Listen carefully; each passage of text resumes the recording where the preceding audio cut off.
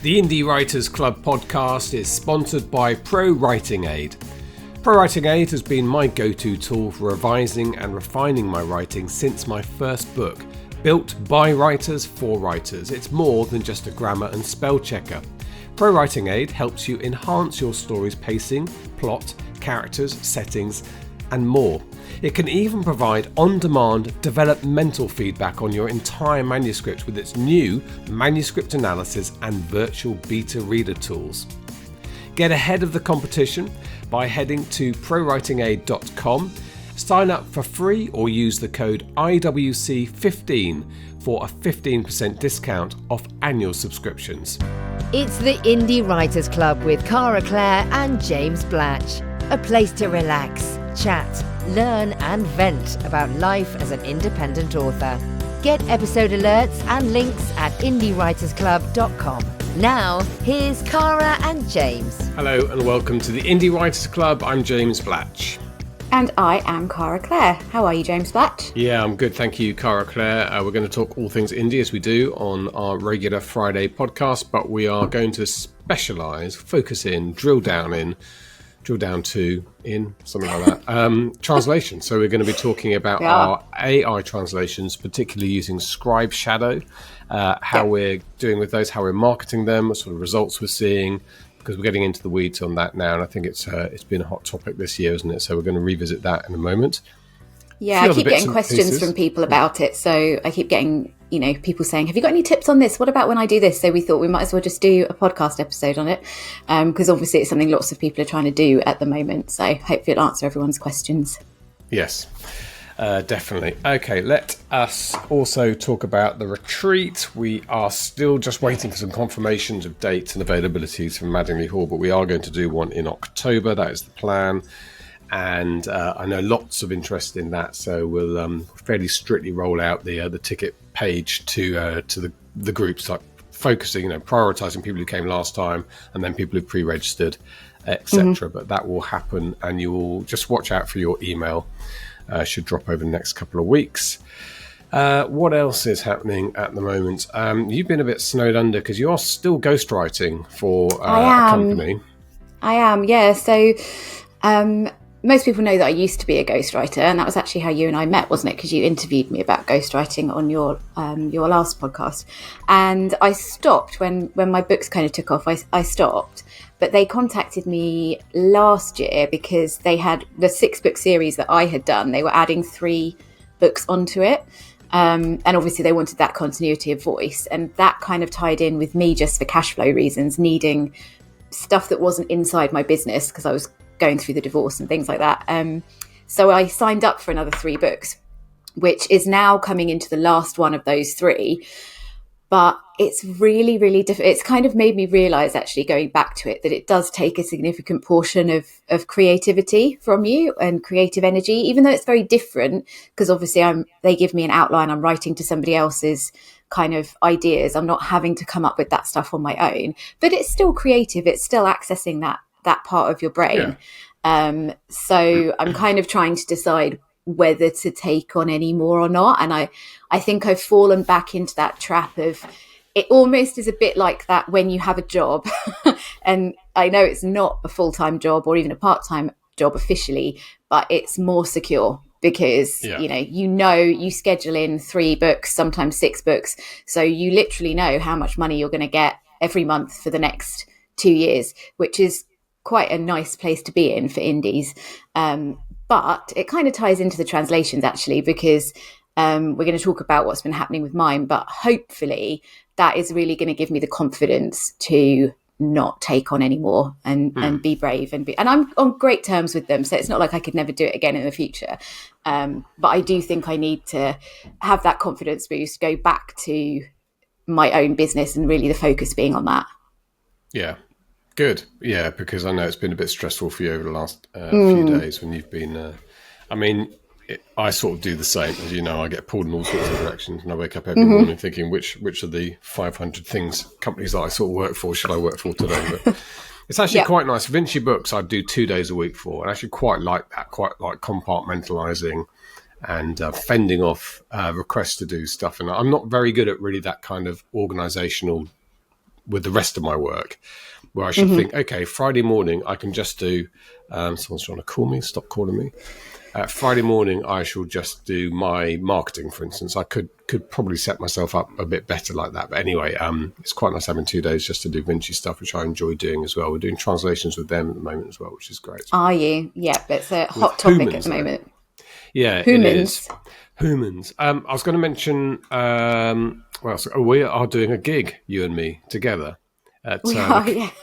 We've been invited as guests at the Cambridge Writers Group. And obviously I forgot about it. That's why I'm laughing.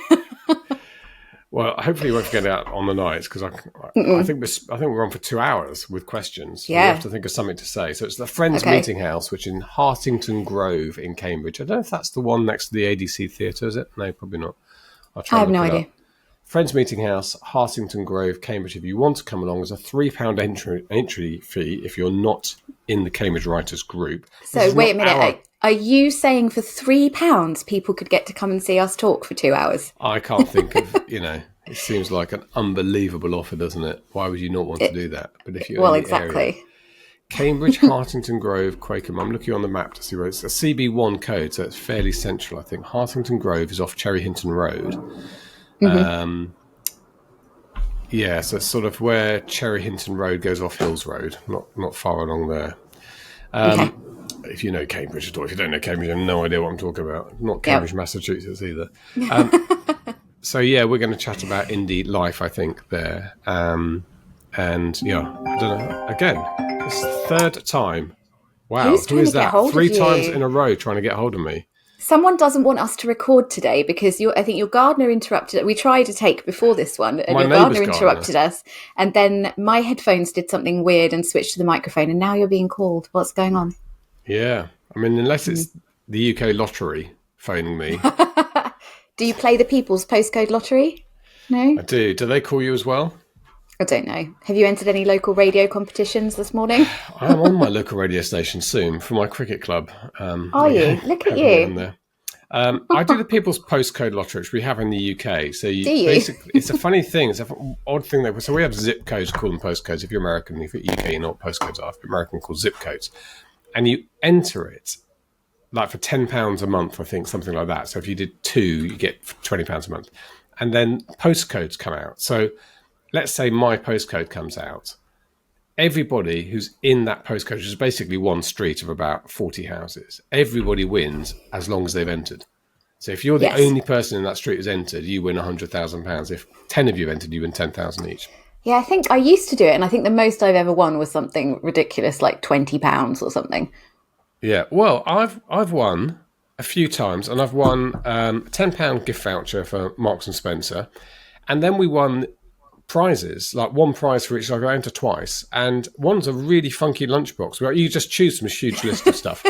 Jill chose a hairdryer, and I chose a lunchbox, which my daughter has taken to work today. It's a really good lunchbox. So I'm just saying, if you're in the UK, the People's Postcode Lottery, and of course the money goes to good causes. Anyway, we are not sponsored by the People's Postcode Lottery. I feel that we're waffling a bit at the moment, moving off the subject. Anyway, if you want to come and see us, we are going to be live in Cambridge on August the 5th, Tuesday night, and they end up at 9:30 in the pub, which sounds like a good evening for us, doesn't it? It does, definitely. Okay. As long as I can get there with my foot. Yeah, we'll get you there. Don't worry, we'll get a helicopter from Mildenhall. Okay. Take you out there. Okay, good. We are going to talk about translations. So we are. It's been good actually for me because I've only got 3 books, unlike you and a lot of people listening who have more. I haven't had to do a lot of organisation around the kind of production line of my self-publishing business. But now I do, because now I have 12 books. all at various states of. So now I'm doing what I do for Vinci. Basically, I have a spreadsheet, I have a process order, I have reds and green squares where things aren't done, the vellum file's not there, or the universal book link's done, and so on. And I'm working through that. So I properly organised that this week. Realised a couple of things were missing, including my novella in Holland, for instance. Looked at my results and realised as well I need to tweak my marketing. So it's funny, but it's a multiplier, fantastic multiplier for income, but it's a multiplier for work as well in some ways, and certainly on the marketing side. It is. I mean, yeah, I had to create a spreadsheet, which I never do. I know you said I've got a lot of books out, but I don't ever do that sort of thing. I had to have a spreadsheet that, listed each thing that needed to be done for each one, because it's just the sort of thing, especially if you are doing a lot at the same time, little things will slip through and then you'll end up having to upload the vellum file 10 times. So, I had like cover blurb needs translating. There were a couple of, abbreviations and things in mind that were things that I knew I needed to just look out for in the translation and stuff like that. But, so maybe we should go back to the beginning and talk about how to do it with Scribe Shadow. Or do you want me to go through my results first? Because I broke down some numbers for you. I think let's talk about Scribe Shadow, which is the service that you and I are both using and both finding is very effective. Not sponsored by them, by the way. No, we're not. And I mean, I think the first thing to say about Scribe Shadow is for people, because people's automatic response is going to be, but is it really good enough? How good is it? And I mean, so far, my reviews are mirroring my reviews in the UK. They've been 4.6, 4.7 average. Nobody has mentioned anything about the translations. And the amount that I've sold now, somebody would have said this was a shit translation if it was. So I'm the same. Yeah. And I did not use a human proofreader for them. The only thing that I did, because I was worried about the spicy scenes, because the same with it's some stuff in your books, like certain terminology is going to change the way a scene goes, and you write it in a certain way because that's your voice and that's how you want things to come across. So the only thing that I did, because I'm a control freak and I just needed to feel like I was confident it was going to be good enough, I copied a couple of scenes. I think I did 4 from the first book, from the translated file back into Claude. And I also gave it the original. And I said, I have had this translated. I didn't say it was done by AI. Could you tell me what you think of the translation? And it was fascinating, actually. Claude gave me a really detailed breakdown, and it said things like, I can see that the translator has chosen to use this instead of this, and that's because, gave me some reasons, explained that actually they really kept the tone of the scene. Like, I was just kind of blown away, really. And that was the confidence that I needed. So when we're talking about this, we're talking about it in terms of, for very, very, very little money, it's an opportunity to get your books good quality into all these different languages. Yes, and it's really quick and very easy to use. I found 11 Labs a little bit unintuitive, which is the AI audio side of that. Hopefully the interface is going to be better, but Scribe Shadow, you can't really go wrong. It's a very straightforward process. Yes, I've had people say, but how, can you sit and go through it with me? And it's like, well, there's not really much to go through. You upload it and then you translate it. It's kind of that simple. With the spicy books, the one thing I will say is when you do the translation, Scribe Shadow asks you which version of which AI you want to use. So it will come up with a list, and what it defaults to changes depending on what's the latest release. So sometimes ChatGPT will be at the top, sometimes Claude will be at the top, sometimes Gemini will be at the top. In my experience for the spicy books, when it's defaulted to ChatGPT, there's always been a couple of chapters that it's refused to do because it said content violations. But it has never done that when it's used Claude 3.7. And those have all had really good reviews. So as a spicy book person, I've always made sure I choose to default to Claude 3.7. No, there was a separate AI, I can't remember which one. Was it Gemini that was specifically for spicy? Not Gemini, there was another one. I'm not sure. But obviously Claude now does, and ChatGPT to an extent does, but that's interesting. The other thing I would say is it does the metadata. So it does your title and subtitle and series name and blurb. I think all of those, particularly title, subtitle, I would ignore what Scribe Shadow does there and go and have a conversation with an AI about it. Yes, so I did that because, sorry, you go. I was going to say, for instance, this morning I did Desert Venom, which is a novella which I said was missing in Holland. So I did that this morning, or in the process of doing it now. And Desert Venom works quite well, I think, as a title in English because it's set in Iraq in 1957 and it's around a squadron that operates the Venom aircraft. But it also has a double meaning about the kind of spiteful nastiness that's going on, the kind of treachery that's going on. So Desert Venom works in English. But I know that's not going to work in Holland. Now, they had literally translated it, really going for the poison side of it. So basically poisonous desert, I think was and I thought, well, that's okay, I suppose, but it's not quite what I want. So I had a back and forth with Claude, who also kind of zoned in on the poison. But when I sort of said to Claude, it's always the same with these AIs. You really do have to talk to them. The better quality comes when you have the conversation and you challenge them a little bit on their assumptions. So I said to them that the clever thing is Venom in the UK because it's also an aircraft, but as it's not using the aircraft, let's forget about that aspect of it. Let's talk about conspiracy. Let's talk about treachery in the desert. And that's when Claude says, oh, yes, this is a much better idea. And in the end, we came up with a treacherous desert or treachery in the desert, which was a one-word thing in Holland, which he said works really well because it's sinister and it looks like treachery in a hot place, which is perfect. Yeah, that's what I want the book to be. So you're not going to get that from Scribe Shadow. And it's only, because it's a one-off use, it's the title. I think that's worth putting the extra time in having a conversation. And the same, I would say, probably for the blurb as well, because it's so important just to really check that some of the assumptions made by the AI in Scribe Shadow are going to work for you. Yeah, because if you think about it, it doesn't have the context of a whole manuscript to back it up. So one of the things I was worried about was my abbreviations, because I have the Anti-Magic Alliance and the Human Extinction League. So I checked that on all the versions I've done so far, which was Spanish, Italian, and Dutch. And it's done it slightly differently in all of them. But the reasoning, I put it into Claude and said, what do you think of this? The reasoning was really sound for each one, but that's very different because it's got a whole manuscript, so it can really see the context that you're using that in. But with your title, like you said, it's just going off that one thing.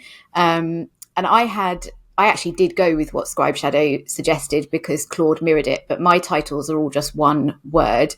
And it suggested different things for each language. So Spanish, it translated them.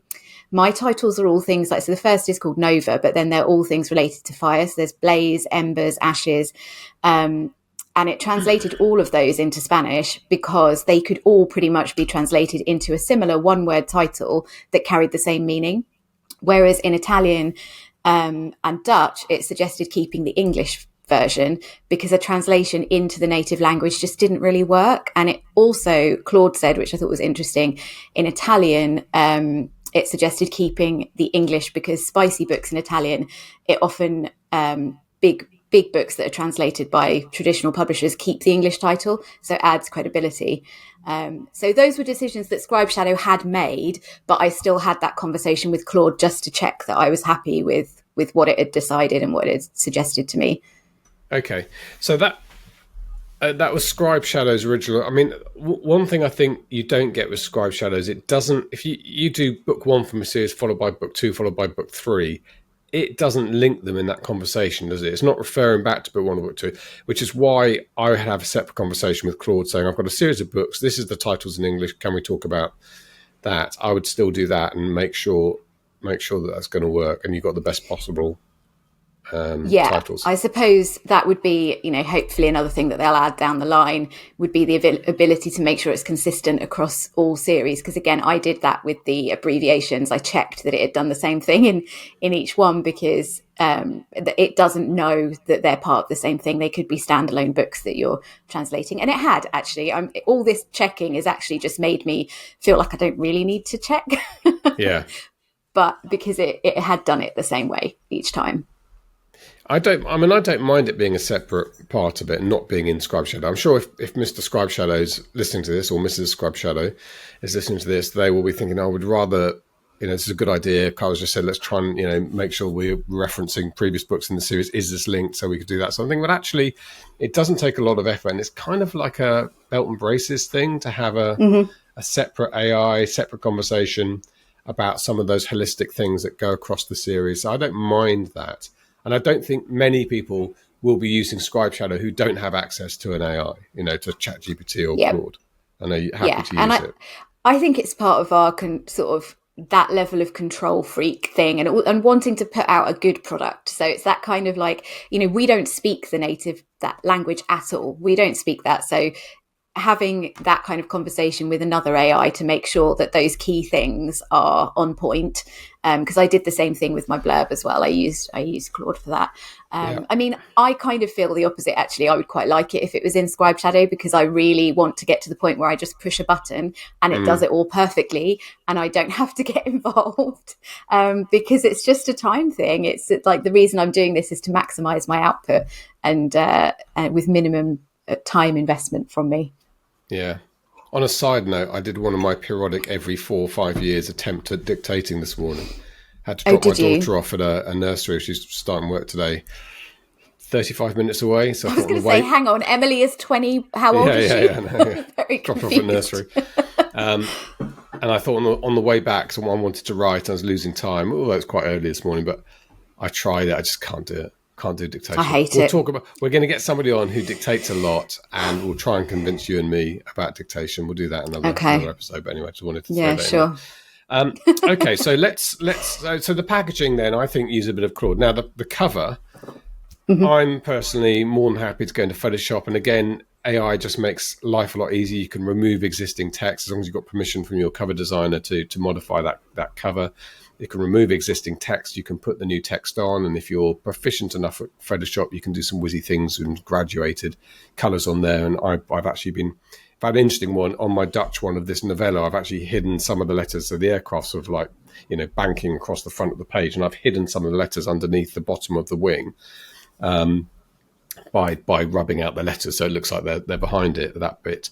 Then I uploaded the JPEG to Claude and said, if you're a Dutch person, does this word still make sense to you? Can you see enough of it? Because that's the amazing thing about having this AI, is like having somebody in the room. Now, Claude is a male, I think. It said, yes, Dutch people have no problem seeing this letter, and explained to me why, that the particular conjunction that was underneath the wing is very important, very common conjunction, but actually the main 2 words were either side of it, so they'll know what that junction is in the middle without looking at it. So that's great, because it's, I was the point of sending it to Mark Wells, because his wife is Dutch, asking if she could have a look at it, and Claire Lydon, who has some fantastic, lovely Dutch friends I always meet at conferences, although sadly weren't at our conference this year. I was going to send it out to them to have a look, but I kind of feel comfortable not if Claude had just come back and said, yeah, it's fine. But actually it always explains to you why they're saying, and caveating why they're saying it's fine. So I think that's the cover done. And if you're not proficient at Photoshop, if you're not comfortable with it, then you can do all the legwork in terms of the title, and then you're basically going back to your cover designer saying, can I have exactly the same cover but with this text on it? And that should be relatively cheap. They're not going to charge very much just to change the title and things like that. And actually, somebody asked me what I was doing about paperbacks, and I've seen other publishers do this when paperbacks aren't the main part of their income and they're not intending to be in a bookstore or anything like that. They just use the ebook cover on the front and then have a plain black cover and spine and put the blurb on the back. And I've seen quite a lot of publishers do that. And I'm sure if you say to your cover designer, I'm doing these translations, I don't have a huge budget, just going to use the ebook cover for the front of the paperback. Are you cool with that? Can't imagine that many designers are going to say no to that. But you definitely need to ask, I think, because you're using what they've created. Another way of doing that is to create your paperback size, use the old cover template from Amazon. You put in your figures, it comes up with a PDF you can download, or a PNG you can download, put it into Photoshop. Put the JPEG of the ebook cover on, fit that perfectly on the right-hand side, and then use generative fill across the back. What it tends to do is whatever pattern is the left-hand side of the JPEG. So if you've got a sunny beach scene, it'll just extend that across the back. You can do a graduated darkening on it, so it sort of fades out towards the end, which gives you plenty of darkness in the background to put and then you just put your blurb and title on that. So I think you can create a paperback cover. Again, this is people who enjoy fiddling about with Photoshop, but it's not going to be expensive for I don't. And I would say, just like we said, just have a conversation with your designer, because I think if you say, I'm doing these translations and like I said, I haven't got a huge budget, this is what I want to do, most designers now are getting, a lot of designers are using the Photoshop AI fill to do the paperback back covers anyway. But you're likely to have that anyway. If you've got the English language version, you're likely to already have the paperback. And mine have all been the same size. They've all come out the same size because I've formatted them the same way in Vellum. So the page count has all ended up the same, and the spine width has all ended up the same anyway. So don't be put off by thinking that it's going to cost a fortune in new cover designs. You're editing the covers that you've already got. Yeah. And a little hack is that if it's not quite the right size, for whatever reason, the size changed, upload it to KDP. And then when you go to preview it, it literally will tell you, we were expecting this size, but we got this size. We're expecting, put that size into, change your canvas to that size, and then stretch, obviously, do that stretch. I don't know what it's called, transform sketch, where it's not stretching anything. It's and then just make sure that it's the spine's in the right place. But you can resize it to that, and it's normally a tiny tweak, so it's no resizing is needed. Okay, so we've got that bit done, got the cover done, uploading. So, well, let's just talk about formatting actually first, because a couple of people messaged me and said, oh my God, it's done something really weird. It's got all these like long M dashes, or it's got weird little upside down question marks. And if you've never seen a book formatted in a different language before, you can get that Word document and think, what on earth has this AI done? But in different languages, they have different conventions for speech marks, quotation marks, that sort of thing. So and it looks weird. Makes you feel better, it looks really weird to us. If it makes you feel better, you can check it on Google or with another AI or whatever. But it will default and it will get it right to what the conventions are for that language. Is it called Guillemets or something? The way that you do it in France and French and stuff. And they're like little arrows, aren't they? Little funny arrows. Wait, there's a choice. The Spanish have an upside down question mark at the beginning of a sentence that is a question, and then the question mark at the end of the sentence, which was very disorientating. Question coming. Yes, I spoke to my French friend, and she said, I said, should I use these guillemets or whatever they're called, guillemets, or the dashes, which you can use it either. And she said, I genuinely don't know which I see more often. So it seemed to be they are fairly. You can pick up a novel in France and see either. It recommends the guillemets, so I just went with that. She said, well, that's fine. She said maybe the M dashes are a bit more for non-fiction, but it's weird that they have two different ways of doing speech marks. And it does look strange, the formatting. I don't know what happened, but I did a load of books recently. So I've done 2 this morning, catching up, having done my spreadsheet, all stuff missing. So I've been doing that today, and the output I got from Scribe Shadow did not import to Vellum very well, so I used Vellum for formatting. It came up basically one single chapter and 170 pages, which is not a good start. I re-exported it again, and it came in perfectly. So I don't know whether there's been a tweak inside Scribe Shadow recently. So if you did have a problem with importing to Vellum a few weeks ago, that has been fixed. If that's or maybe it's just a weird thing with my exports, but so that it imported it perfectly to Vellum this time from the export this morning. Yeah, and that's great. Very easy to work with.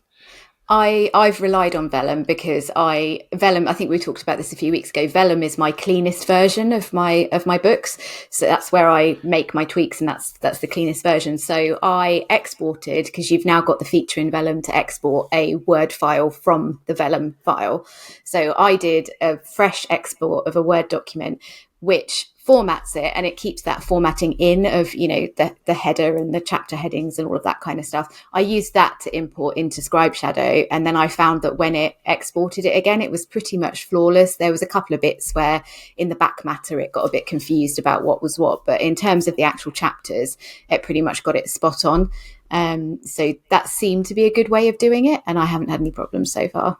Yeah, interesting. I tend to do the back matter separately.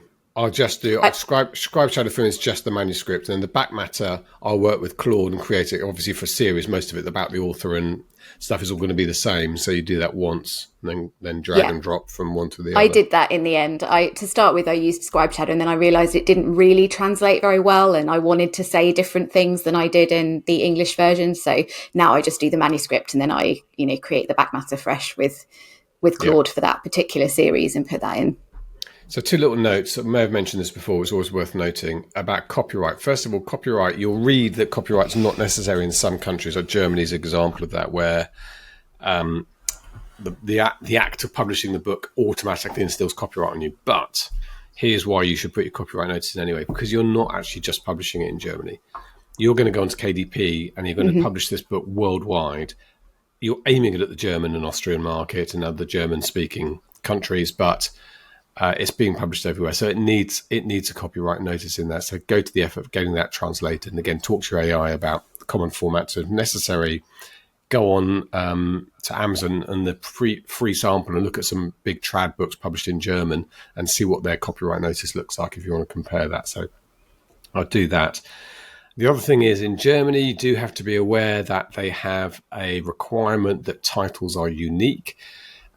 It's apparently extremely rare to fall foul of this, and there probably is myriad examples where there are multiple titles that are the same.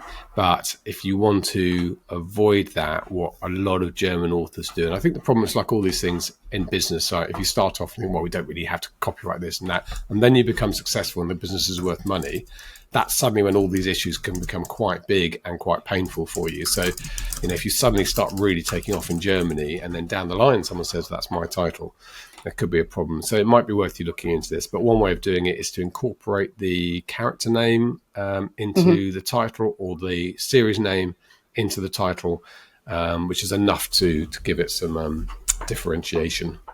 Yep. And what was the other thing that I was just going to say? Oh, yeah, because somebody did ask us, didn't they? I think this was in our Patreon Zoom call, actually, last week. Someone asked about what you do with the different marketplaces and whether you put that Spanish version onto all the different places.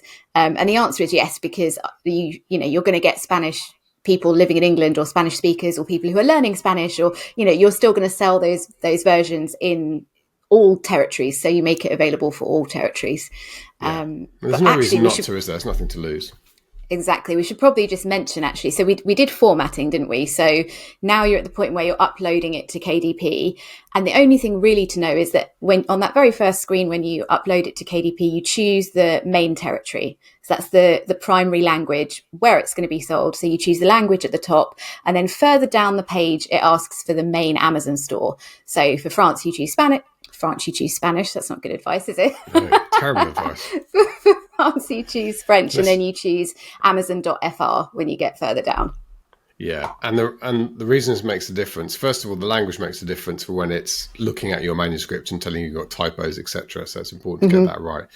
I kind of missed that because it's not something you ever change up until very recently. It says I never even noticed it says English at the top. Then I've got 4,000 typos in my German text. What's that about? And I think it's English. That. The other thing is that the categories will depend on the primary marketplace that you've chosen. So if you've chosen Germany or .fr, they're going to be a different set of categories. Now that can be quite a fiddle. I have actually managed to get the German categories and most of the subcategories, at least the ones I've been interested in, I've got them all translated. So I'll tell you what we'll do with this episode. We'll put those out. In fact, I'll tell you what we'll do. We'll package a lot of this advice together and put it out as a PDF for people who want that. So if you go to indiewritersclub.com/translate, you can get this PDF, and I'll include my translations of the categories for the various markets that I've been using, which could be useful for you. Because, for instance, literature, in a lot of the words you can look, romance is romance, sci-fi and fantasy, I can't remember exactly what it is, but it looks like sci-fi and fantasy written in slightly different spelling. But but the main category in Germany begins with a B, and I can't remember the word. If you're German, you'll be saying it to me, Blitzkrieg or something. Not Blitzkrieg, but it's something in German, and you would not spot it. And then when you get into those categories, you wouldn't necessarily spot like the word for general. If you want the to crime general is allegory or something like that. So allergen, I can't remember. Alamein. I have no idea what you're talking about. I'm just rambling there. But yeah, so that's been quite useful to me. And it's been quite difficult to get it because you can't sort of copy and paste and put into AI those categories. So I've been typing them out and stuff. But anyway, so we'll include that. Yeah, indiewritersclub.com/translate. We'll put a PDF together as some of this advice and some of these bits and pieces, which I think will be helpful for you. Yeah, because some of it is just like little, small things. Like, again, I was like, we forgot to say with Vellum, you can also set your language. So on one of the settings pages, I think it's title info on Vellum. It will do it automatically if you import the manuscript. It will know, it should default and understand that that's Spanish or whatever. But if it doesn't, you can select the language, and then that means that it's going to translate the headings for things like about the author, or how it phrases copyright, or how it phrases the blurbs page or whatever. And it won't highlight, like you said, you won't get all these little highlights of spelling errors all throughout the whole thing. Yeah. Yeah, I think there's also occasionally in Vellum, I think it's German, it knows what chapters are called in Germany, etc. So it automatically changes that, but not all of them. So Dutch, I've been working on today. It comes My up with Dutch was terrible. It was so annoying. Chapter notes. So for instance, it asks you at the beginning to translate the words cover, chapter, part, volume. Now, I didn't have parts and volume in this book, so I didn't bother translating them. But I went on to Claude and had a chat with them about how chapter is, how the word is used, and I put that in. So you had to put that into Vellum, which was unusual, I thought. But they'll probably, Brad, no doubt will be adding that. They have updates almost every day to Vellum. But it's just something to note that you want to get that right, because it's going to be repeated all through the book. And it's easy to leave it because you're English. You're seeing the word chapter. Perhaps don't even think about it, but the word chapter doesn't translate into some languages. Yeah, and then we mentioned pricing when we were talking about things we learned from the retreat. But when you're at the pricing page, and this is a good time to think about that for all of your different territories. Obviously, European countries are going to be, you're going to price that the same as probably you've priced your English language version ebook and print book. But it is an opportunity to just remind yourself to have a look at your pricing in places like Brazil, Japan, India, Mexico, and make sure that they are fitting with the cost of living in that country and what people would normally pay for an ebook. Don't just guess at it. That was something that we talked about at the retreat, and I think we both went away and sat and looked at those things, didn't we? So now that's another column on my spreadsheet is what I'm pricing at in all the different languages and all the different territories, because I want to make all the editions at the same price in all the different places. So it's another thing that I would say, set up this spreadsheet for yourself from the beginning with all this info in it, because then you're going to be able to keep track of it better as you go along, and it won't feel overwhelming. Yeah, we can put some pricing tips into our PDF as well for you. Yeah. And I've not been discounting my first in series. I've been putting it at $4.99, which is kind of what I'm doing in the UK now as well. So, I sort of feel that I've got a reasonable niche in military aviation thrillers, and that people want, if somebody's interested enough to buy it, they're not going to be that price sensitive, and that seems to be backing up. I've put mine up to $5.99, all of my ebooks. I've never discounted my first in series, but I put all of mine up to $5.99 actually after the retreat, and I've seen no decrease in sales. So the only thing that's happened is I'm now making £1 extra on every copy that I sell, because I think that that's a different mindset from the KU mindset. But what I will say is I didn't realize that the Dutch Amazon store doesn't have Kindle Unlimited. So I need to play around with my pricing there, because I think I'm going to need to price those lower or do a box set and try and drive traffic towards that, because it was just one of these things I didn't realize until I uploaded it, and then I wasn't getting any page reads through, and this is weird. So checked, and they don't have KU. So, oh, that's funny, because mine says it is. Is it just you enrolled it in KDP Select, but it doesn't have it in Holland? Because I have enrolled it. Yeah, so they could read your Dutch version in KU in England, but people actually living there don't have KU. They don't have access to it on their Amazon store. Interesting. Yeah, so I literally had no idea until I started thinking this is weird that my Facebook ads aren't driving any page reads. And obviously because Kindle Unlimited is tied to the country that you're living in, it's not really like they can even hack it and get, the .co.uk KU on their device. No, I'm just having a quick look at my figures for Germany. So I don't do a lot of KU reads in Germany. Vast majority is, I'm trying to do the maths in my head now. Shall we go through figures in case anyone is sitting here needing some inspiration? Do you want to do yours first or should I do mine first? Yeah, well, I'll tell you a little thing on mine. So Germany is now my biggest market, just behind the UK. But Germany, my Cold War thrillers, perhaps not surprisingly, for a country that sat on the front line of the Cold War, are my biggest sellers and have been brilliant for me over the last year. So I then went into France, I think was my next one, and it was a bit dismal, and I did some advertising, and it was so dismal actually. It's a weird thing though. It was like 34 pence for 2 weeks. It never changed. So on day one, somebody read 15 pages and nothing else happened. And then suddenly a load of sales appeared. Now, I don't know what that was about, how that works, but suddenly sales appeared related to the advertising I've been doing. So France is starting to look good. So France is now, I would say, if I look at it, I'm only running £5 a day in France because I was a bit worried about what was happening. And if I just quickly change this to France, I think I'm basically selling 5 or a little over 5 a day. So France is starting to pick up for me. So I was talking to someone from Audible on email today, actually, and she was saying that one of the big Spanish thriller authors, France is his number 2 territory now. So I was a little bit shaken by what is happening with those figures. First of all, is France just going to be a dead market to me? But I don't think that's the case. I think it's going to be a good market. So I'm fiddly. I'm trying to talk and also find figures. Why don't you talk about your figures? Your figures, because you're bigger than mine. So. So I broke them down and it kind of blew my mind actually breaking them down. So I literally only put my translations out at the beginning of this month. After the retreat, I got the I would say ADHD hyperfocus urge to get them all done because people have been so inspiring about it. So I released my Spanish ones at the beginning of July, and the result has been a 426% increase in my income. So we're recording this on the 23rd of July. So it's not even been an entire month. So, So it's over 4 times my income since the beginning of the month. So Spain is now 28% of my income on KDP. My first in series is about to break into the top 200 in Spain.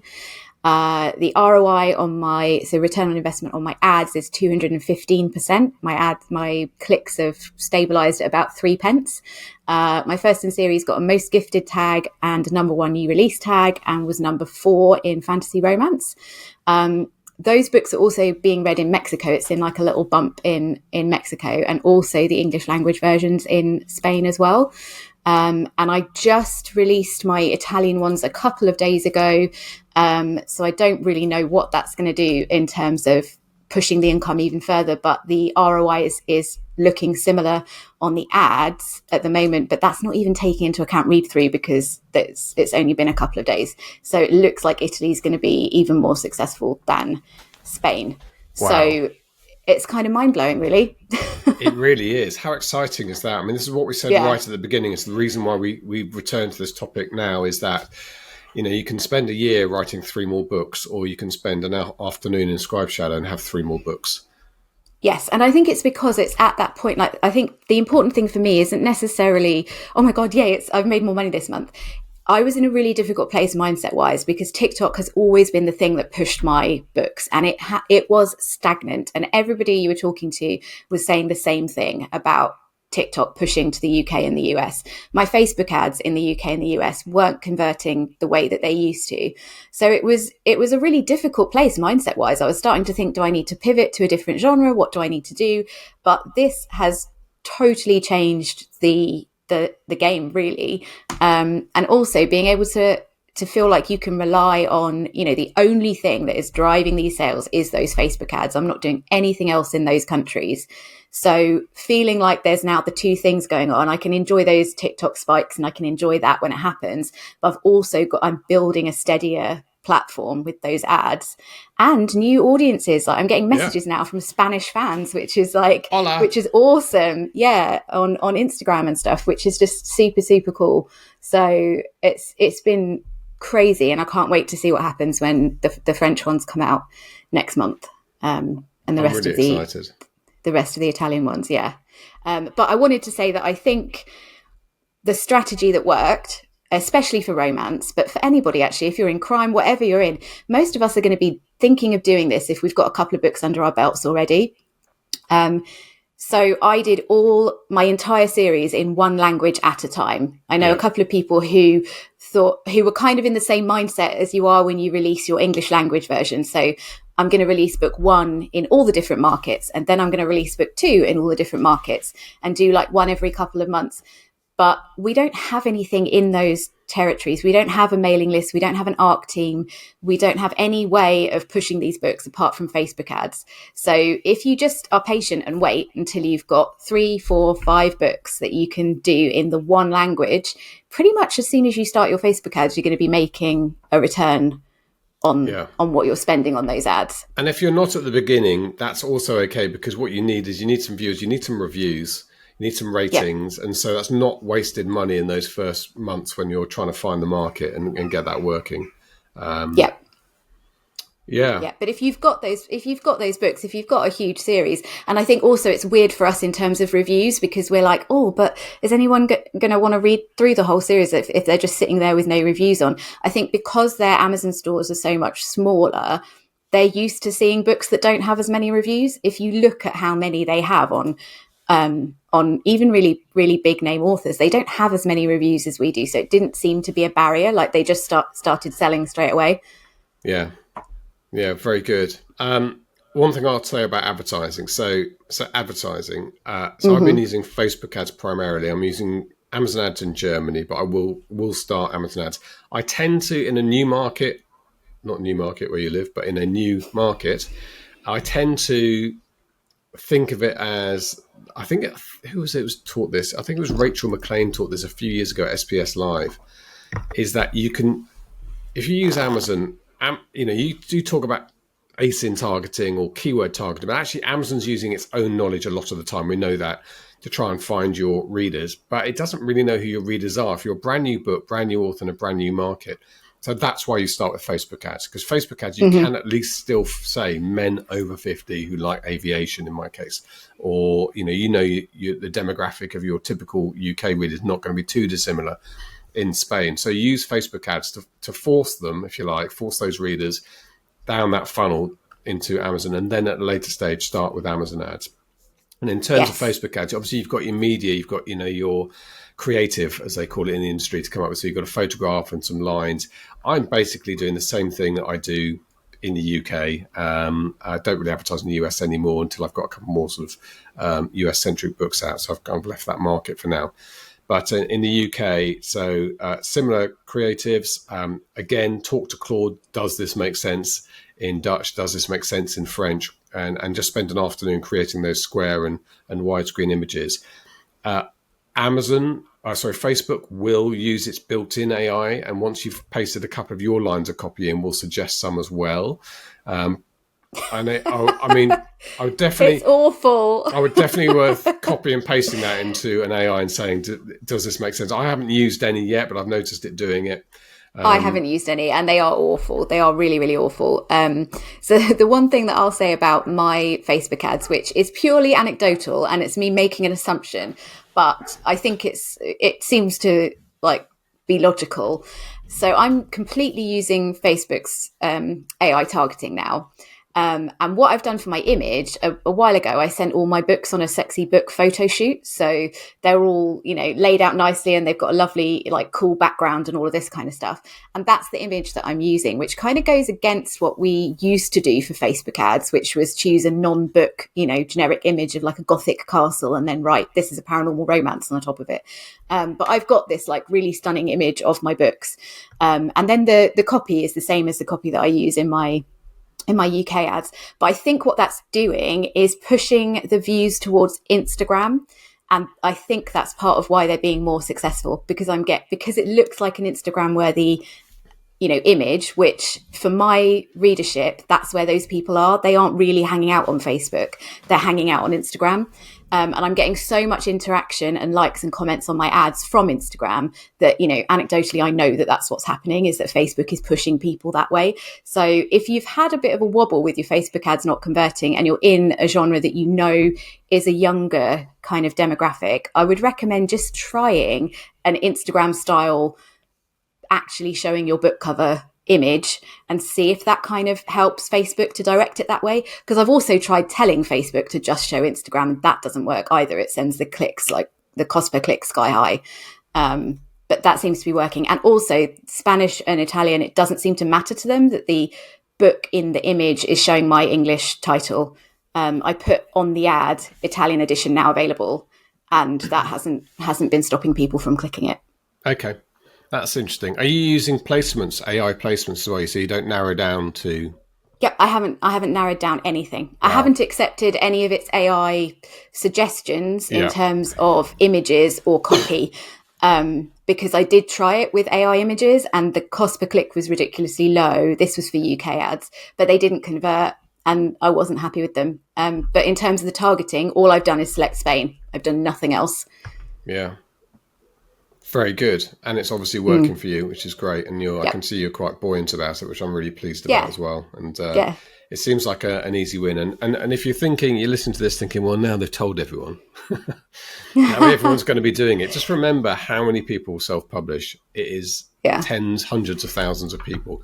Very few people. If you're listening to this podcast, you are already at the top of that pyramid of people taking it that seriously and doing stuff. So most people are not listening to this. And not acting on it. So still not everyone's going to do it all at once, and there's also real demand in those markets. Like the people who've binged through my 9-book series, they're now sitting there wanting more romance content, and the demand at the moment is there, whereas the rate that people are publishing isn't keeping up. So don't be put off thinking, well, everyone's doing it now.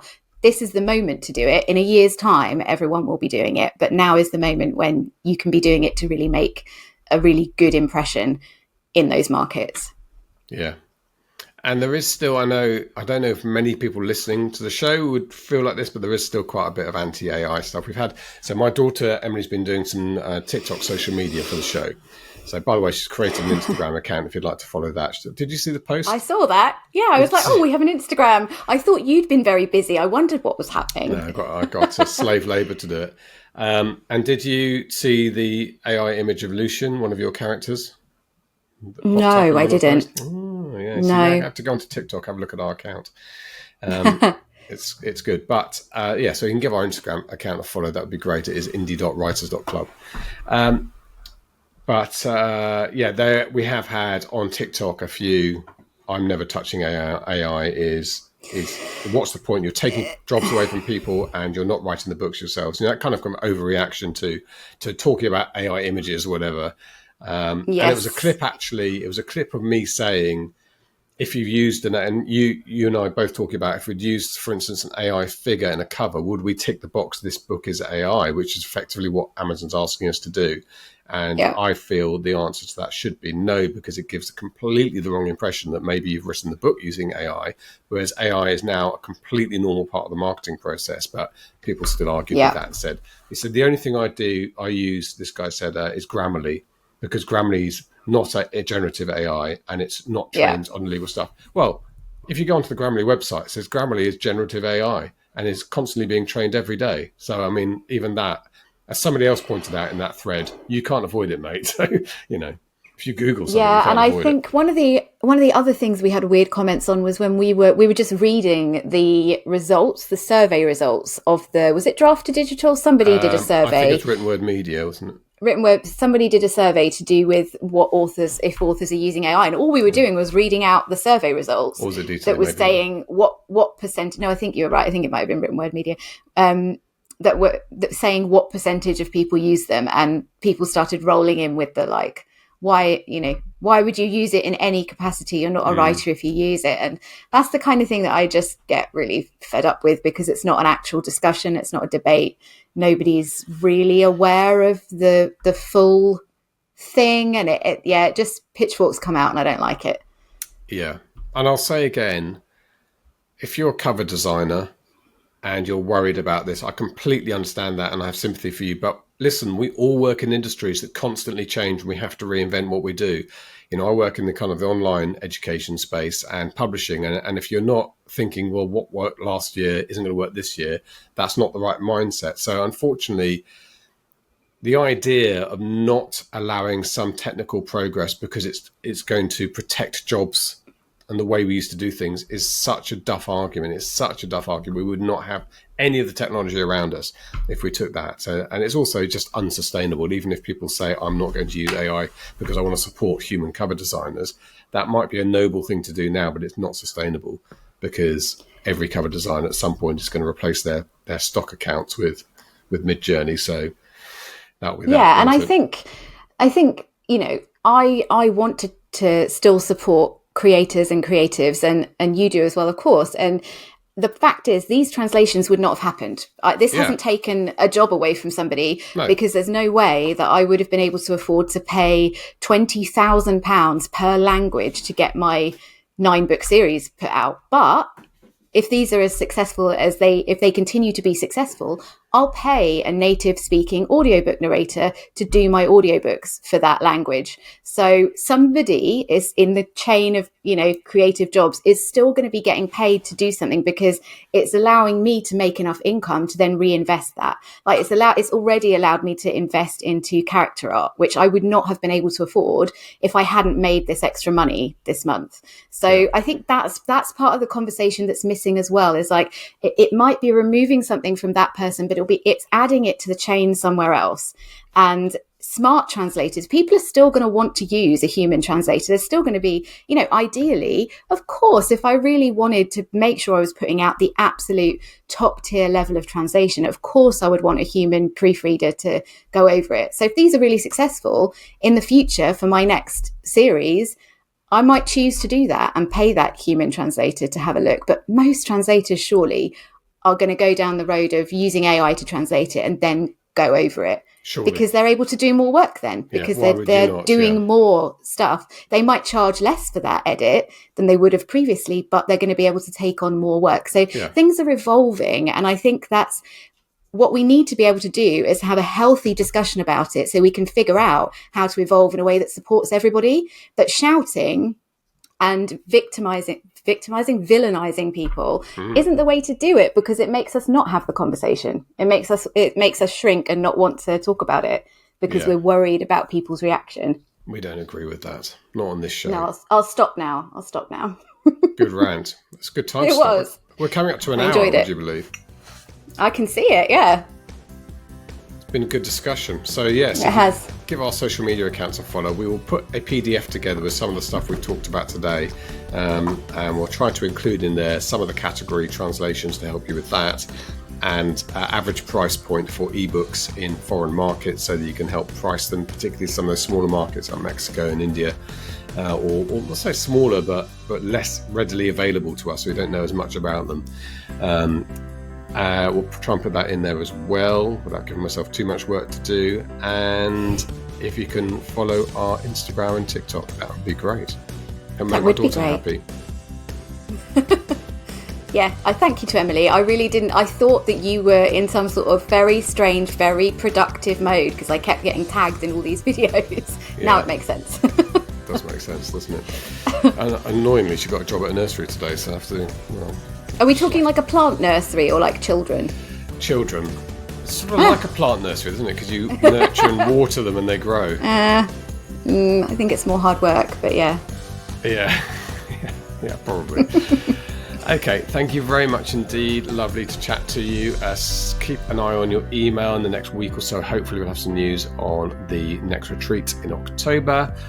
And until next time, we're going to say goodbye. Goodbye. Talk to you soon. Support the podcast and get exclusive access by joining our Patreon. From just $1 an episode, you'll be invited to our Discord server, where the weekly discussion continues every day. And our 2 top tiers include a monthly live Q&A with James and Cara. Head to indiewritersclub.com/support. Thank you for listening, and don't forget to subscribe, like and share. We'll see you next Friday. The Indie Writers Club podcast is sponsored by Pro Writing Aid. Built by writers for writers, Pro Writing Aid doesn't just check spelling and grammar. It helps you enhance your story's pacing, plot, characters, settings, and more. Now it can even provide on-demand developmental feedback on your entire manuscript with its manuscript analysis and virtual beta reader tools. Give your writing a competitive advantage by heading to prowritingaid.com. You can also sign up for free or use the code IWC15 for a 15% discount off annual subscriptions.